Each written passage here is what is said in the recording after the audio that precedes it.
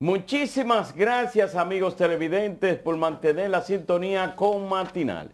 Ahora nos place sobremanera presentarle la entrevista con el doctor Roberto Rosario Márquez, expresidente de la Junta Central Electoral, que a propósito estamos en esos menesteres ahora, y miembro de la alta dirección de la Fuerza del Pueblo. Buenos días, Roberto, ¿cómo estás? Buenos días, Laura. Buenos días, Caminero. Aquí compartiendo con ustedes. Esta mañana lo citaba porque en los comentarios que hacíamos, yo decía que la Junta Central Electoral, esos miembros, no solamente es para elegir a una persona que organice las elecciones cada 4 años, sino que por ahí se inicia precisamente la dominicanidad y que en el caso suyo, al frente de esa institución, le tocó blindar lo que es el registro de entrega de actas de nacimiento, entrega, y cité el caso del enfrentamiento con los Estados Unidos, en el caso del embajador. A propósito de la aplicación de la sentencia de la 168.13. Exactamente. Nos gustaría que usted nos hable acerca de cómo se pudo lograr eso y además, por qué es importante que el que vaya ahí sea una persona que tenga un sentido patriótico. Mira, yo pienso que la Junta que se va a elegir en este cuatrenio tiene características muy diferentes a las juntas que hemos tenido hasta, digamos que hasta este proceso del año 2020 de elección. Porque es la Junta que va a cerrar el ciclo de transición de los procesos establecidos, de cambio establecidos en la Constitución del 2010. Hasta la Constitución del 2010 se había establecido que las elecciones eran cada 2 años y posteriormente se hizo un transitorio para que las elecciones pautadas para el 2016, fueran todas un mismo día. Y posteriormente ahora vinimos a esta que establece una elección por primera vez, las municipales en el mes de febrero y las presidenciales en el mes de mayo y las congresuales. Ahora la Junta que viene ya viene a esta etapa definitiva, que es de elecciones fijas en el mes de febrero y en el mes de mayo. Y además de eso, que de alguna manera cierra ese espacio que había de que cada 2 años la Junta estaba involucrada en la organización de procesos electorales. Por ejemplo, en mi caso, que estuve en la Junta desde el 2003, había poco tiempo para dedicarlo a otra tarea porque tú terminabas una elección e inmediatamente tenías que iniciar el montaje de la otra, que las congresuales y municipales eran aparte, las presidenciales aparte. Por tanto, es una junta diferente, en mi humilde opinión. Es una junta además que tendrá más tiempo para dedicar al trabajo específico de la identidad. Como tú señalas, yo creo que el 90, el 80%, el 90% del trabajo en la Junta es un trabajo que tiene que ver con la identidad. Sobre todo la parte que tiene que ver con el registro civil, la que tiene que ver con el propio registro electoral y con la emisión del documento de identidad. Mira, aquí me acuerdo yo, hubo mucha crítica cuando nosotros hicimos el proceso de cambio de la cédula de identidad, porque decían que iba a tener poca utilidad. La verdad es que en el país, sin la cédula, aquí no se hace absolutamente nada. El sistema financiero descansa incluso en la cédula.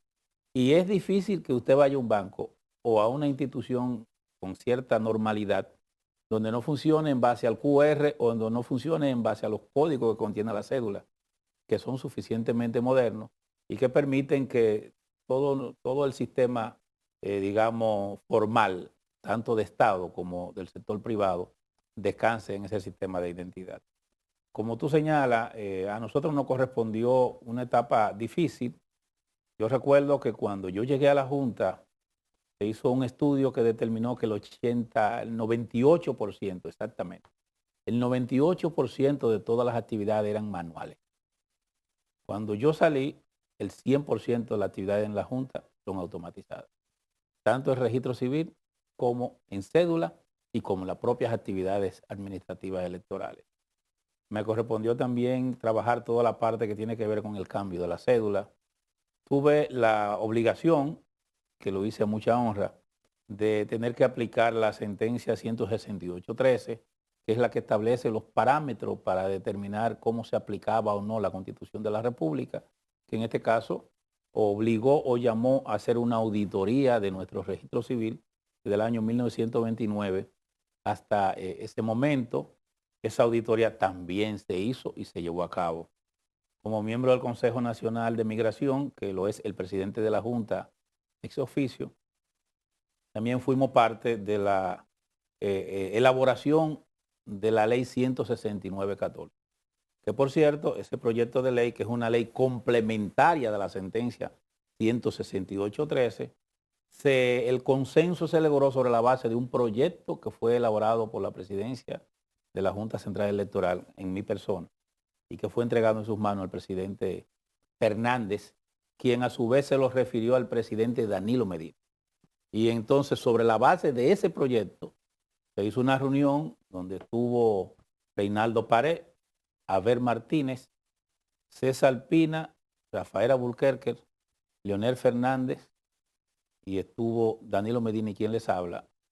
Y estuvieron en la sala de esa reunión Olivo Rodríguez y Flavio Darío Espinal. Entonces ya todos los órganos de poder que estábamos ahí nos pusimos de acuerdo y de ahí salió el proyecto de ley 169.14. Ya después se le dieron algunos ajustes y algunos cambios. Por eso se dice que la ley 169.14 es, si se quiere, complementaria a la sentencia 168.13. Doctor, ese panorama electoral que usted describe con las elecciones separadas, que efectivamente fue el primer año en que se aplicó, pero que se agrega un componente también, el de las primarias simultáneas, que tienen lugar según la ley en octubre, y aunque este año fue particularmente accidentado, primero por la suspensión y luego por la pandemia, ya deja una idea de cómo funcionaría este esquema de elecciones sucesivas dentro de un mismo año. ¿Ese es un esquema sostenible a lo largo del tiempo? Mira, uno de las críticas que yo tuve a la reforma del 2010 de la Constitución fue esa. Yo pienso que fue un error haber cambiado las elecciones como la tenía separado. Yo creo que las elecciones cada 2 años eran correctas. No somos el único país que tiene elecciones separadas de la presidencial, de la congresual municipal, e incluso en Estados Unidos son más frecuentes. Son incluso elecciones por regiones o por zonas específicas, donde y en determinado tiempo eligen los representantes, en otro los senadores, es decir, los propios concejales y los propios directores de condado y alcaldes se eligen en tiempo diferido, y así ocurre en Venezuela, en Brasil, en todos los países del mundo. La gran crítica era que nunca salíamos de la política y nunca salíamos de la campaña. Pero es que el Estado es dinámico y en todas partes es así. O sea, a veces nosotros... ¿Te favorece cada 2 años elecciones? Sí, es que no hay diferencia. Como quiera, los 4 años vivimos en política. No hay diferencia. Y además de eso, eso permite una verdadera separación. La práctica demostró este año que el arrastre existe con esa diferencia de 2 o 3 meses. Por demás, le da poco tiempo al órgano electoral de manejarse con mayor eficiencia. Como bien dice Laura, estamos hablando que tú terminas una elección de primaria, que son unas elecciones nacionales, va a unas elecciones en febrero y después de febrero va a unas elecciones nacionales en mayo. Es como, si se quiere, un maratón, que yo no creo que era lo más conveniente. Con las tensiones por lo menos, normales que el órgano recibe, claro, como parte de finalizar cada proceso. O por lo menos entonces debió ser por lo menos con una diferencia de 1 año entre las elecciones municipales y las elecciones congresuales y presidenciales. La Junta Central... Pero es un tema constitucional, o sea, no es ley adjetiva ni es voluntad de la Junta, es que la reforma del 10 así lo estableció. En el caso de los miembros de la Junta Central Electoral se presiona, y el Senado es que ha dicho que no acepta presiones de ningún sector. Por otra parte, participación ciudadana y otras personas entienden que debe ser personas apolíticas, que no tengan ningún tipo de vínculo apartidista, es la palabra. Usted fue un producto de aquella regla donde los partidos políticos se distribuyeron cada uno, aunque no formaba parte del PLD porque renunció hasta que salió igual que Eddie Olivares ¿usted cree que debes mantenerse ahora independiente o cuál es su parecer? Mira, no hay sistema electoral perfecto. Uno de los errores que tenemos en la República Dominicana es que buscamos la perfección donde no existe. No hay sistema político perfecto, no hay sistema electoral perfecto, simplemente hay sistemas electorales, sistemas políticos y sistemas de partidos que tienen virtudes y defectos, tienen fortalezas y debilidades. En materia electoral, la forma de elección de las autoridades electorales no es ni siquiera el sistema en sí, es simplemente un aspecto del sistema en su conjunto, que tiene que ver con la selección de los que van a arbitrar el proceso. En el caso nuestro, hemos optado en alguna ocasión por el consenso en base a la participación de actores políticos y en otras ocasiones hemos optado por procesos de selección de personas sin vínculos partidarios. Esto es universal, no es exclusivo aquí. En Estados Unidos, por ejemplo, que cada condado y cada estado tiene sus reglas, pero hay una Federal Commission que es electa sobre la base de 3 demócratas y 3 republicanos. Y eso constituye la Federal Commission de Estados Unidos. Y nadie protesta. O en Brasil, por ejemplo, tú te encuentras, yo estuve presente en las elecciones donde ganó Dilma Rousseff, y el presidente del órgano electoral, que es miembro de la Suprema Corte, por ejemplo, él mismo presentó a todo el mundo y dijo, este representa a Cardoso, este representa a este, y yo represento a Lula. Y de alguna manera lo expresaba como algo normal. Sí. En Panamá, el presidente de la República propone a uno de los, creo que son 3 o 5 miembros del órgano. Y a nivel mundial, de alguna manera, los partidos están presentes. Hay otros lugares donde, por ejemplo, en Chile, el Tribunal Calificador es un ala del Supremo, de la Suprema Corte de Justicia. O en Argentina, donde la parte jurisdiccional también es un ala de la Suprema Corte de Justicia. Y hay otros lugares, incluso en Europa, básicamente, y en algunas partes de América, donde es el Interior y Policía que organiza las elecciones.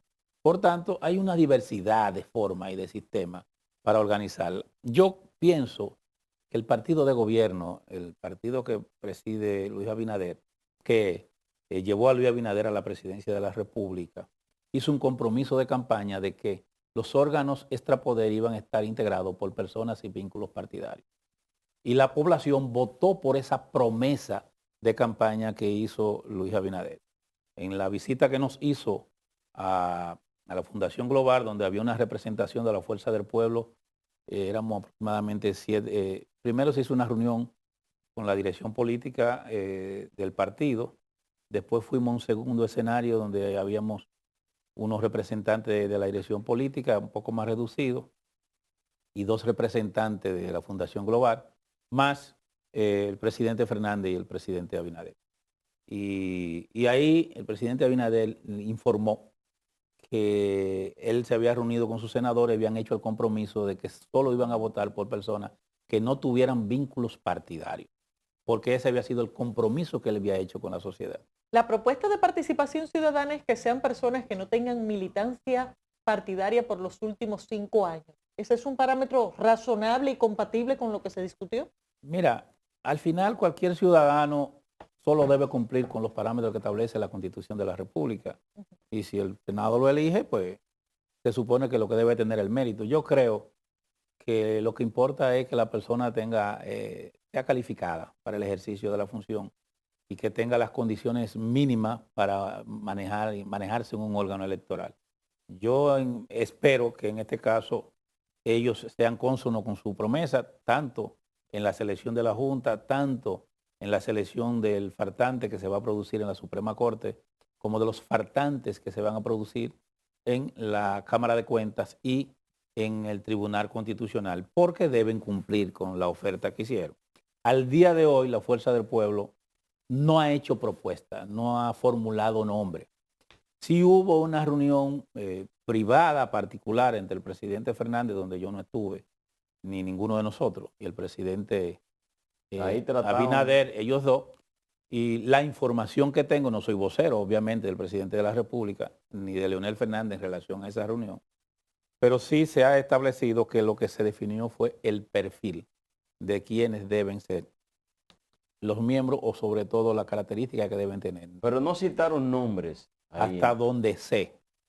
o hasta donde se me ha dicho, no se discutió nada. Porque se llamó la atención que después de esa reunión con Leonel Fernández, el presidente Abinader visita a los miembros del comité político y ahí los miembros del comité político salen a relucir el nombre de Román Jaque, que se oponen de manera rotunda porque según ellos actuaron en contra de ese partido porque le quitaron 2 diputados. Entonces era lógico pensar que en esas reuniones se tocó temas de algunas personas, si entre ellos de Román Jaque. Si el criterio para oponerse a una persona es que en algún momento haya votado por una resolución que afecte a un partido, nadie va a aceptar un cargo. Porque si a eso vamos, Julio Holton fue un candidato nuestro y ese tribunal emitió un fallo en contra de un recurso que le elevó y él no es diputado. Bueno, yo tengo para poner un ejemplo. Que hay unos 800 casos que conoce el Tribunal Superior Electoral. Algo le tiene que haber tocado a todo el mundo. Algo le tocó al PRM, algo le tocó al PLD, algo le tocó a la Fuerza del Pueblo y es normal. O sea, eso es una ñoñería de los amigos. Y también es una ñoñería la advertencia que hicieron sobre el caso de corrupción, que no iban a permitir que se estuvieran hablando en contra de funcionarios, llamando de irresponsables, denuncias. ¿Usted tiene una idea? Mira, una posición, para entrar en eso, pero terminando la idea anterior, yo pienso que el presidente del TC, Román Jaque, es una persona íntegra y que tiene condiciones para ocupar cualquier función en cualquiera de los órganos extrapoder, incluyendo la Junta Central. Y creo que es una muestra de la intolerancia del Partido de la Liberación Dominicana, no respecto de Román Jaque, sino que es la reiteración de una conducta de intolerancia y de chantaje hacia quienes difieren de la forma que ellos tienen de hacer política. Que yo lamento profundamente que no se haya producido una reflexión en ese partido como consecuencia del proceso electoral de que acaban de salir. En relación al otro tema, mira, yo tuve una excelente impresión del presidente Luis Abinader en su reunión con nosotros. En esa reunión él hizo una extraordinaria exposición de lo que son los planes en el área económica, de educación y salud básicamente, que va a implementar, así como una serie de proyectos viales que tiene en mente. Lució que tiene un buen dominio de la política económica en sentido macro, que también maneja el detalle, porque se hicieron algunas intervenciones y algunas explicaciones donde él participó. El presidente salió de Harvard. Sin duda que luce tener control de su agenda, pero no está ocurriendo lo mismo con sus funcionarios. Luce como si hubiese una separación entre el presidente, su enfoque global, y los funcionarios que a veces no se dan cuenta que ya están en la función y creen como que siguen en la campaña. El funcionario no está para denunciar, está para ejecutar. El que es funcionario público tiene que estar atento a su desempeño. Si ellos han encontrado alguna irregularidad, deben tomar las medidas para que éstas se corrijan o proceder a someter a quienes incurrieron en esa irregularidad. Porque de lo contrario se va a creer que lo que hay es un foro público. Y la política de adesentamiento por la que votó la población, la política de lucha contra la corrupción, se va a desacreditar y se va a debilitar. Por demás, hay una serie de señales preocupantes en el equipo de gobierno, no así en el presidente de la República. Para ponerte un ejemplo, desde que llegó el ministro de Relaciones Exteriores y la parte que tiene que ver con el manejo de la política migratoria, dijeron que iban a revisar o que se iba a reevaluar lo aprobado en relación al tema migratorio cuando ya hay una sentencia del Tribunal Constitucional vinculante para todos los órganos del Estado que establece cuál es la política migratoria, cuál es la política nuestra en relación a la nacionalidad, que dijeron ellos que iba a ser objetada, lo cual de por sí ya es un tema de preocupación. El que llega a la Dirección de Compra y Contrataciones dice que ellos desde que lleguen van a intervenir en el manejo del tema de las compras y contrataciones en la Junta Central Electoral. Ocurre que el Tribunal Constitucional emitió 2 sentencias sobre ese particular, una sobre el Banco Central y otra sobre la propia Junta Central Electoral, estableciendo que los órganos extrapoder y los poderes del Estado que no dependen del Ejecutivo no pueden estar bajo la supervisión de compras y contrataciones, aunque sí deben cumplir con la ley de compras y contrataciones, que es otro aspecto, con su propio órgano de control interno y con la Cámara de Cuentas como órgano fiscalizador. Y ahora, por ejemplo, se rumora que se está desarrollando una selección de un conjunto de oficiales superiores de la Policía Nacional que van a ser excluidos de esta rama bajo el supuesto de la antigüedad. Cuando hay una ley, que es la ley 590-16, que establece 4 causales por las cuales puede ser excluido una persona de la función policial o militar. Esas 4 causales que establece la ley orgánica son forzosas, porque ha cometido una falta, por discapacidad, por voluntaria o por antigüedad.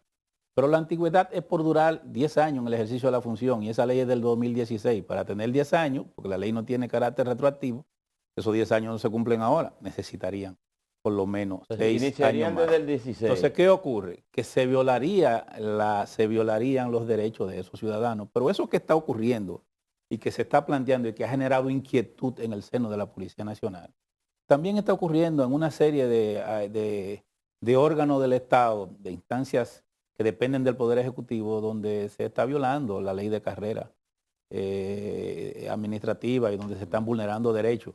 Ellos fueron electos para respetar la Constitución y las leyes, y ellos fueron electos en contraposición de un régimen que nos sucedió hasta hace días, que se caracterizó por no respetar la Constitución y no respetar la ley. El cambio no es para que hagan lo que ellos quieran, es para que cumplan con la Constitución y la ley. Y esas señales que se están dando, que parecieran señales diferentes a lo que se prometió, pudiera hacerle daño. Me dirá, bueno, pero Roberto, estamos en los primeros 100 días. Bueno, pero si tú dejas que en los primeros 100 días se produzcan ese tipo de cosas, entonces se va a legitimar y no van a entender que están obligados a cumplir con un mandato que es el del elector, del que votó por él. Doctor, uno de los principales temas que parece que será conflictivo a nivel político es la conformación del Consejo Nacional de la Magistratura, por la posición que ha asumido abiertamente el Partido de la Liberación Dominicana de entender que les corresponde un representante del Senado basado en que tienen la segunda mayoría electoral, no así en la conformación de las bancadas del Senado de la República. ¿Se tocó ese tema durante la reunión con el presidente Abinader y qué tipo de expectativa tienen ustedes respecto a una convocatoria que se supone que se produzca al menos cerca del mes de diciembre, que es donde vence el mandato de los 3 jueces del Tribunal Constitucional que van a tener que salir? Lo ideal debiera ser que se convoque antes, porque en diciembre se supone que ya debiéramos estar avanzado el Consejo Nacional de la Magistratura en la elaboración de los reglamentos y la definición de los procedimientos para la selección de esas autoridades. Ahora bien, mira, yo pienso que el partido de gobierno tiene un problema, y es que está en reverdía contra todos y contra todo. El viejo partido, que se caracterizó por no respetar la ley, quiere llevarnos a nosotros ahora a incumplir con la ley. Y para ello están recurriendo a una falsedad jurídica que la quieren convertir en verdad. Si tú te buscas la propia ley electoral, el artículo 154 de la ley del régimen electoral establece que el periodo electoral inicia con la proclama para las elecciones y cierra con la proclamación de los ganadores. La proclamación de los ganadores, el presidente y el vicepresidente lo hace el Congreso, y la proclamación de los diputados y senadores lo hace la Junta Central Electoral, que en este caso ya lo hizo. Por tanto, el periodo electoral concluyó. Pero hay una resolución dictada por la Junta Central Electoral, que es la resolución sobre el pacto, alianzas y coaliciones, que en su artículo 15 señala que todas las alianzas y coaliciones pactadas para esa elección caducan con la proclamación de los ganadores. Esa resolución dice que todas esas alianzas caducaron. Entonces, si las alianzas caducaron, ¿cómo pretenden, en base a unas alianzas caducas, implementar eso como un prerequisito para conformar una mayoría? Ellos nos quieren llevar a un régimen parlamentario que no existe en la República Dominicana, que es un régimen de bancada rígida, donde el senador o el diputado se debe a su partido. Si tú te vas a la Constitución nuestra, tú verás que la Constitución dice en el artículo 6 que la norma constitucional está por encima de todas las demás leyes y por tanto tiene supremacía sobre cualquier otro tipo de norma. Y si tú te vas al artículo 178 de la Constitución de la República, establece cómo estará conformado el Consejo Nacional de la Magistratura, y en su conformación dice que habrá el presidente, que lo presidirá, estará el presidente del Senado, que representará la primera mayoría, y habrá un senador que escogido por el Senado, que representará la segunda mayoría. Y así continúa hasta llegar a 8. ¿Qué ocurre? Primero, si fuese electoral la segunda mayoría, no tendría que elegirlo el Senado, simplemente el partido presentaría a su candidato y ya. Pero quien lo está eligiendo es el Senado, lo que quiere decir que se está refiriendo a la mayoría parlamentaria, que es la mayoría del bloque. Incluso la misma ley, el numeral 3 y el numeral 5 del artículo 178, cuando habla del tema, dice de partidos o bloques de partidos que formen una alianza para ser la segunda mayoría. El concepto de bloque no existe en la ley electoral, no existe en la ley de partido, solo existe en la costumbre y en la reglamentación del Congreso de la República. Por tanto, la mayoría a la que se está refiriendo la Constitución es la mayoría parlamentaria. Pero peor aún, el artículo 77 en el numeral 4 de la Constitución, de manera expresa señala que una vez electo, el legislador no puede recibir ningún tipo de mandato. Abomina de que el partido político le pueda trazar pauta al legislador de cómo debe votar. Y dice de manera expresa que el legislador solo le debe obediencia a su elector, diferente a los regímenes parlamentarios donde las bancadas rígidas permiten que eso ocurra. ¿Por qué? Porque en estos sistemas parlamentarios, el Congreso, por ejemplo, es que elige el Poder Ejecutivo. El Congreso es que si entiende que hay legitimidad, lo destituye. En el caso nuestro no. En el caso nuestro el presidente es electo por el voto directo del pueblo, no por una bancada o por una alianza o bloque de bancadas que se produzca en el Congreso de la República. Pero Roberto, por esa razón, perdón, sí, quiero decirte, lo que está en discusión no es una mayoría electoral, porque las elecciones pasaron. Y entre la fuerza del pueblo y el PRM no hay alianza. No hay un funcionario de la Fuerza del Pueblo nombrado en el gobierno de Luis Abinader, ni hay un compromiso más allá que el de hacer una oposición firme y constructiva al gobierno de Luis Abinader. Por tanto, nosotros simplemente ya tenemos el derecho a tener una mayoría parlamentaria porque me han dicho a mí, pienso que a ustedes también, que en el campo mío 8 era más que 4 y que por tanto si nosotros tenemos 8 senadores, tenemos la segunda mayoría en el Senado de la República. Pero si tomaba en cuenta ese razonamiento de que las alianzas inician cuando hay una proclama de la campaña electoral y cuando ya se ha hecho ese tipo de acuerdo entre partidos. Y termina cuando ahí está la proclama de los ganadores. Dice la ley Pero orgánica. entonces, tomando en base a eso, el Partido Revolucionario Moderno diría, bueno, pues ya no hay alianza entre Dominicanos por el Cambio, que es el presidente del Senado, y el PRM. Por lo tanto, la segunda mayoría seríamos nosotros, o sea, en el caso del PRM. No, porque el PRM, en el caso del Senado, sí hizo un bloque de partidos aliados y postuló y usó su mayoría para elegir a Eduardo Estrella. Sí. Tú puedes usar tu mayoría para elegir a quien tú quieras.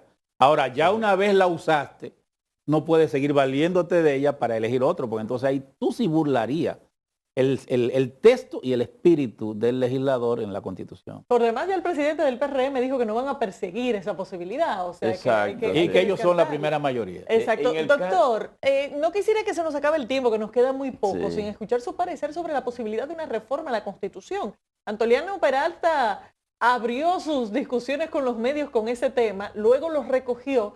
Sin embargo, parece haber algunos temas que ameritarían eventualmente una modificación de la Constitución y siempre está la preocupación de que se use la carta de la prohibición constitucional que tiene el presidente Danilo Medina para postularse nuevamente a la presidencia de la República por necesitarse los votos del PLD en la Cámara de Diputados.